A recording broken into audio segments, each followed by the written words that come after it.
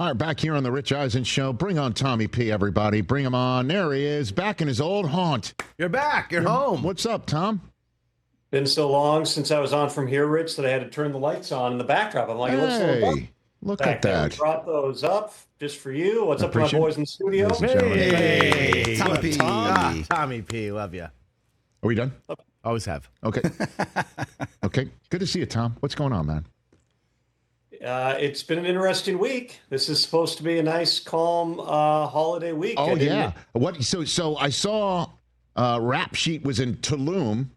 Of course, he's just like, oh, let me do a video here. I happen to be in Tulum. Look at me. Yeah, I'm in Tulum. Big vacation flex. Oh, my God. Right? Wasn't it? So he's on Monday. He's about to tour the Mayan ruins. Yes. I'm on the Peloton. And listen, workout flex. Workout flex. One's on a holiday flex. Jesus. He's on a workout flex. Off. Oh, master flex.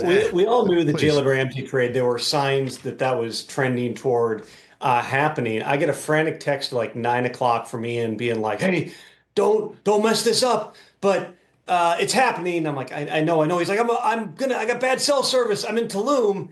And so he's then like live texting me being like, I'm about to step into a class where we learn to make paella. Just tell me, if you speak first, just go from both. I'm like, I know, I got it, man. We've done this 100 times. So yeah, if you thought that Ian normally would be paranoid when a trade's about to happen, imagine Ian on vacation. It is somehow 10 times worse. Wow, that's insiders right there. That's inside the insiders. That is insider information. Love it. That's fantastic. Right there. Was he taking that paella class with Costanza's mom? Was that she made enough paella. What's she supposed to do with all that paella? I can't remember if that was the dish. It was some type of soup. Because then later in the day, after the hours-long freakout, I got a photo, and it looked like some green liquid with croutons in it. I don't know if that's what it was supposed to look like, but he did successfully make something that definitionally was soup. Fantastic information. Back on the Rich Eisen Show radio network. Sitting at the Rich Eisen Show desk, furnished by Grainger with supplies and solutions for every industry. Grainger has the right product for you. Call clickgrainger.com or just stop by. For those now listening in, Tom Pelissero joined us on the Roku channel only segment, gave us some fantastic insider information on Ian Rappaport and him conversing on a June 30th when they're all pretty much on their off time, PTOing. And the Steelers and the Dolphins are like, we got your PTO right here. And let me just put it this way. That insider information, seek it out on our YouTube as well as the re-air of this show or our podcast, because that put the plus in NFL Plus, that information right there. All right. So why did the Dolphins and Jalen Ramsey have to split up, Tom? This was really something that had been going on, Rich, for several months now, long before it became public when we reported back in April that the Dolphins and Jalen Ramsey and his agent David Mulugeta had talked and that they were going to trade him. This had been in the works for quite some time. And there were things that you've heard a little of this from Mike McDaniel and others in Miami in terms of what the culture was and some things that they felt like they needed to do better. If you rewind to a year ago, the Dolphins were coming off a situation where they had acquired Jalen Ramsey. He suffered that injury in training camp in the early stages, ended up coming back. This is 2023, but him and Vic Fangio never really clicked. And Vic Fangio ultimately was a parting of ways, but really Vic was getting fired. They were going to move on from Vic. He wanted to go back to Philly. Part of that, not the whole part by any stretch, but part of that was Jalen Ramsey didn't like that Vic was very set to his scheme. It wasn't necessarily open to input or have the flexibility to put Jalen Ramsey in what he thought were the positions to succeed. And so not only did they keep Jalen Ramsey while moving on from Vic, they also doubled down and paid Jalen Ramsey on a new extension last year in camp that made him once again the highest paid cornerback in the NFL. They also paid Tyreek Hill last year, and again on a deal that had time remaining. And then the Dolphins went through a year that was really frustrating on a lot of levels. They had a ton of injuries. Tua missed time once again. They didn't have either of their pass rushers. They just didn't play great. Tyreek didn't look like himself. And that led them to the point where they needed to really think about what this program was going to look like moving forward here. So in the end, then, how that ends up with Jalen Ramsey going to the Steelers. They were on and off talks, Rich, for weeks prior to this. And part of the question was within the league, would Jalen Ramsey ultimately accept a trade to go to Pittsburgh. He had never played in a cold weather climate before. Of course, Jalen had had his thumb on the scale in the previous trades when he went from Jacksonville to the Rams, and from the Rams to Miami. There was a thought that LA was the most likely destination, but the Rams just didn't really have the cash and cap to pay Jalen Ramsey the full amount that he was due. The Chargers, never say never with how they operate in that front office, but never really sounded like they got to a point of making the type of offer that the Dolphins would consider. I know this, Chris Greer, the Dolphins GM, made a lot of phone calls, explored a lot of different things. Many of them were player for player types of trades because Jalen Ramsey had such a big number that if the Dolphins were going to get out of paying most or all of it, and they did ultimately get out from under paying most of it, they were going to have to take a high salary player in return. It just so happened that the Dolphins then also had a situation with Jonnu Smith, who happens to be the Steelers offensive coordinator Arthur Smith's favorite tight end, where he too became available. The Steelers had a guy in Minkah Fitzpatrick who's due $15.5 million this season. His ball production in particular over the last couple of years has not been the same. Minka's still only 28, but maybe not quite the same player he was the first time around in Miami. They get a more versatile player, albeit one who's being paid more in Jalen Ramsey. They think they can do a lot of different things with him. And a bonus out of that trade, that is, they get a guy in Jonnu Smith who's coming off a productive season in Miami, and based upon his knowledge of the scheme going back to Atlanta, they think he's going to be plug and play despite missing the spring, and he'll be able to contribute immediately. All right. Well, again, so a lot of numbers you just threw out there. And again, it's a $12 million contract for 1 year for Jonnu Smith, which triples his salary. It's 26. It's a one-year, $12 million extension. I got so it. Okay. Probably works out to less than that. But point taken, Okay. yes, he is making more money in Pittsburgh than he was. Right. The Steelers gave him a raise, essentially, right? Mm-hmm. Okay. And the Steelers gave a little bit of a raise to Jalen Ramsey, not or no? Entirely. Okay. Jalen Ramsey got a raise, but that's because as conditions of the deal, the Dolphins already paid him $4 million back in March as part of his contract and a bonus. Yes. Then they had to take on $3 million, which was really 1.5 from this year and 1.5 from next year. So the Dolphins paid that out as a lump sum with $3 million. So in the end, Jalen Ramsey does make more money, which is great for Jalen Ramsey, another $1.5 million in 2025. But really, that's the Dolphins paying upfront 1.5 of his salary next year for him to end up in Pittsburgh. Okay, so it's not the Steelers giving it to him, is what you're saying. Right. Okay. Steelers are paying the vast majority. The other, whatever you subtract everything, it's around $20 million that the Steelers are paying Jalen Ramsey. Understood. But and this is one of the many reasons why we have you on, Tom, is because the one of the stories to come out of this trade, or topics of discussion, certainly nationwide, online, TV, radio, all of it, is that the Steelers gave raises to Jonnu Smith and to Jalen Ramsey, and they got a guy in TJ Watt looking for his, and he doesn't have it yet. And thus, these two sides can split. And I now give you the floor on what the heck is going on between the Steelers and TJ Watt. Tom.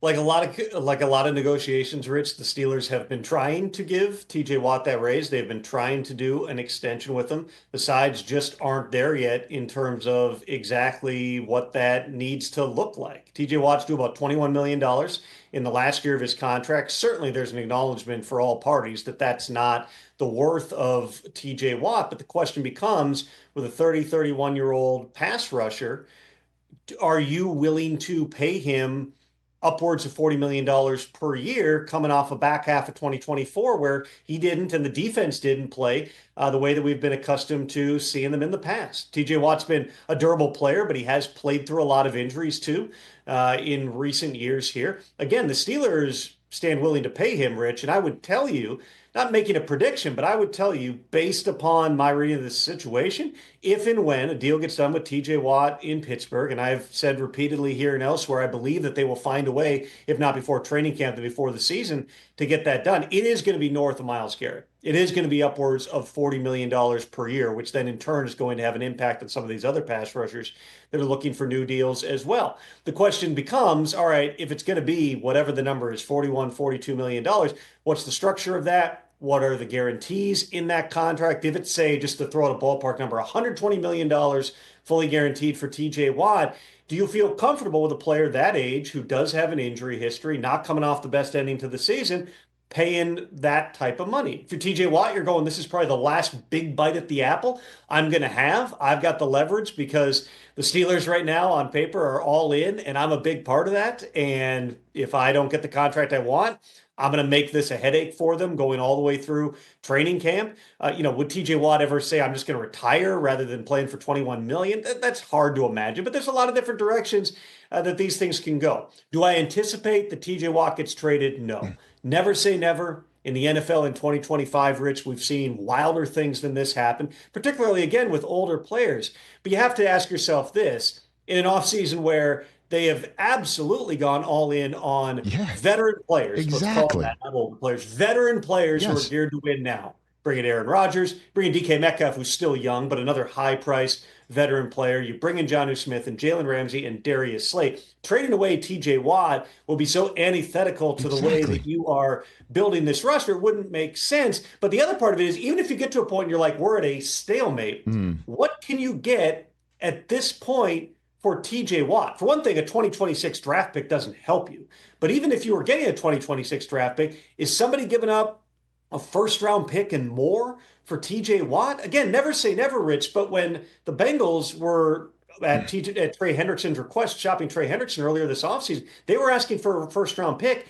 They weren't being offered a first-round pick for a guy who led the league in sacks last year and has like 35 sacks over the past 2 seasons. They're almost the exact same age. They both want a new contract. Trey Hendrickson's been asking for less than TJ Watt has been asking for, and they didn't get offered a 1. That really raises the question then, and Trey Hendrickson's also been more, a little bit more durable. He hasn't been as banged up. He played better down the stretch last season. Could the Steelers even get a first-round pick? If you're offered a second or something, which again is a 2026 second, that doesn't help you when you're all in 2025, would it even make sense to consider it? So I wouldn't rule anything out. There's a lot of different ways that this can go. Certainly, you know that TJ Watt is frustrated at this point, that things are not worked out here. What do I see being the most likely way that this sorts itself out? Sometime between now and September 8th, I think, is their opener. They end up getting a deal done with TJ Watt. When does that happen? What do the numbers look like? All I would tell you, Rich, is it is going to be big money. And I do believe, again, pending any other deals to get done between now and then,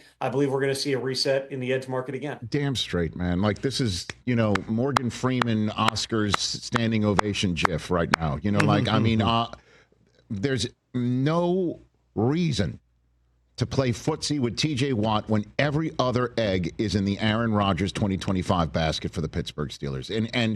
And if you're telling me that the idea of surpassing the annual average value of Myles Garrett's contract, or at least on an annual basis, right, is something the Steelers are, don't have a problem with, this is going to get done. It's just the only matter of when and what it looks like and anything like that. And certainly, again, Rodgers is working out with Steelers right now. Like the photographs are all over the place of him being with his teammates out here. I think it's out here in Southern California, right, gents?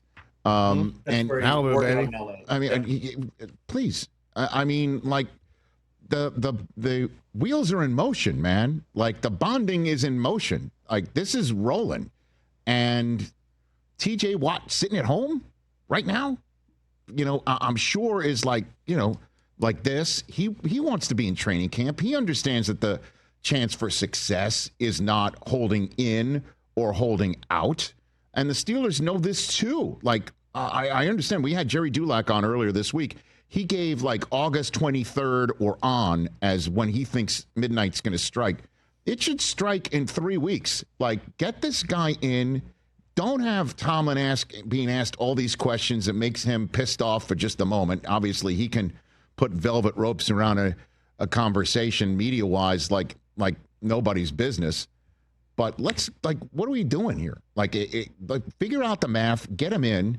We all know, like, you're, as you said, what are you going to get, a 1, even if you're lucky? For what? For the future? No, the future's now in Pittsburgh. What team wants to give up a first-round pick and over $40 million per year for a 31-year-old pass rusher. It's got to be. It's a short list. I know it's not just any. It's not just any 31-year-old pass rusher, though, right? I mean, and think you're one player away, right. But that's a ton. It's just a ton to give up because at most, what are you thinking? You're getting 2 or 3 more years of prime TJ Watt. It's a hard sell. Those deals don't happen a whole lot. I would say this, and Jerry, who knows that team inside and out, he's probably right because let's also remember this, Rich. TJ Watt doesn't do a ton in training camp anyway. Right. Mike Tomlin doesn't exactly grind his veterans. The young guys, I mean, you go to Steelers camp, they are hitting. It's the pads on, right. And it is, they're still doing, versions of like an Oklahoma style drill, which you just don't see anyplace else. But like he takes it pretty easy on the guys that he knows need more rest here. So when would TJ Watt really be ramping things up? It's probably down the stretch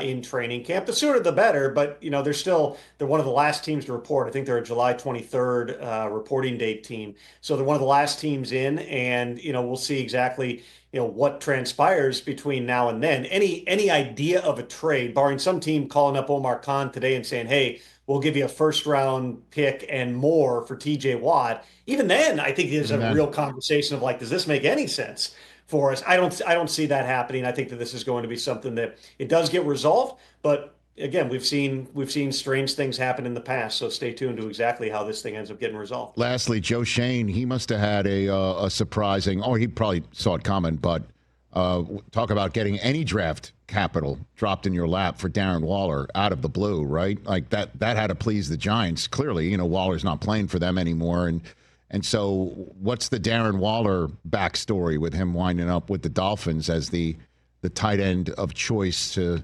fill the Jonnu Smith void, Tom? I think this is really fascinating, Rich. And if there were any place that Darren Waller was going to play, it was going to be Miami. In fact, my understanding is Darren Waller and Drew Rosenhaus talked to the Giants last week. And that was the message, which was, listen, he's either going to stay retired or he's going to play for the Dolphins. He really wants to go and play in Miami. And to Joe Shane's credit, he didn't drag this out and hold him over the coals. He worked toward a common sense solution that was going to be able to get something for Darren Waller in the form of a 6th-round pick in next year's draft. And the Dolphins get a low-risk flyer on a guy who's reunited with the coach that he had the best years of his life with. Frank Smith, who's now the offensive coordinator with the Dolphins, was the Raiders tight ends coach when Darren Waller was a monster for a couple of years there. He was one of the best tight ends in the entire NFL, one of the most unique weapons in terms of just how big and physical and fast and the wingspan and all those things.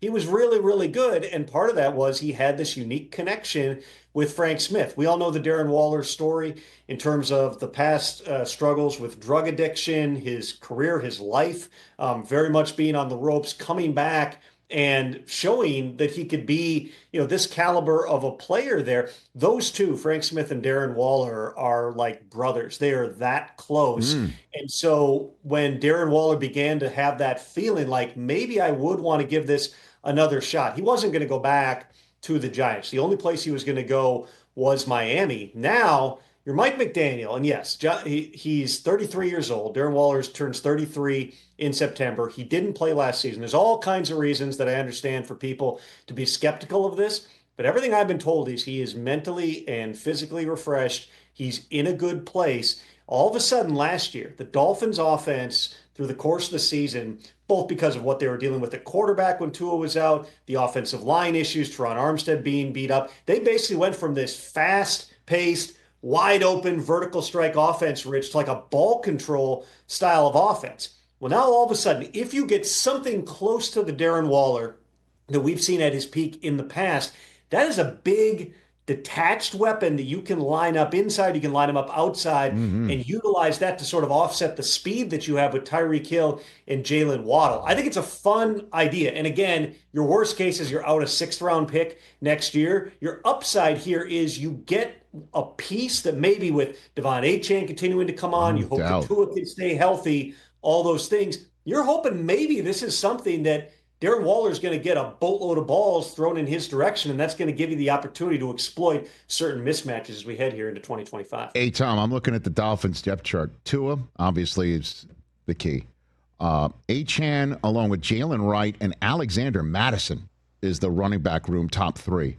Tyreek Hill, Jalen Waddle, and to me, one of the more unheralded pickups of the offseason, Nick Westbrook-Ikine, is the third wide receiver there with some other massive speed on the wide receiver depth chart with Waller and Ingold.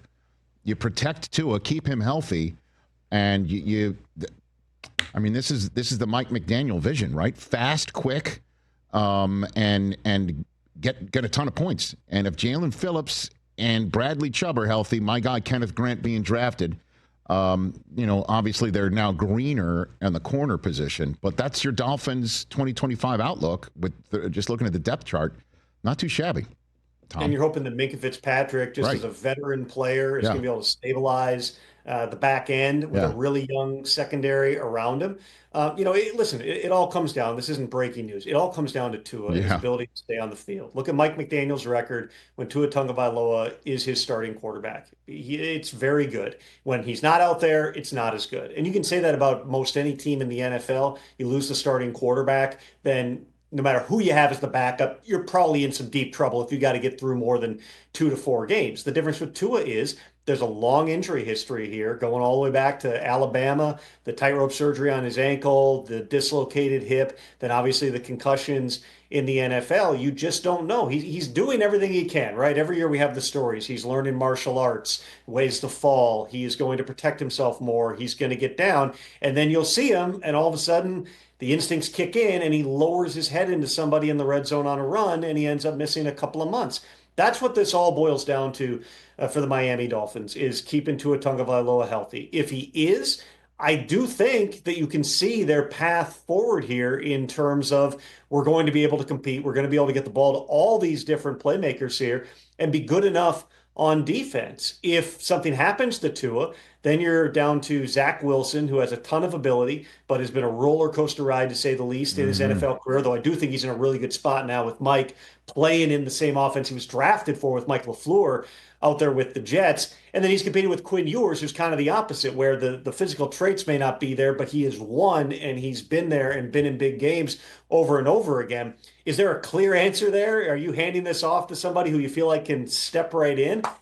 Probably not if you're a Dolphins fan. You got to keep Tua on the field. And if that doesn't happen, if Tua were to get hurt again, and certainly none of us are rooting for that to happen, but there's going to be decisions for everybody to make as we head into 2026. And the other function, Rich, of that Jalen Ramsey trade is they pick up a guy in Minkah Fitzpatrick now who they could cut after the season if they wanted to, clear a bunch more money off the books with no cap consequences. They removed the future Jalen Ramsey guaranteed money. They gave themselves more flexibility, actually, as we head into 2026. Well, the Steelers got all the flexibility because Jalen Ramsey will probably start at outside corner, but he can play nickel, he can play safety, they can move him around into different positions. We'll see.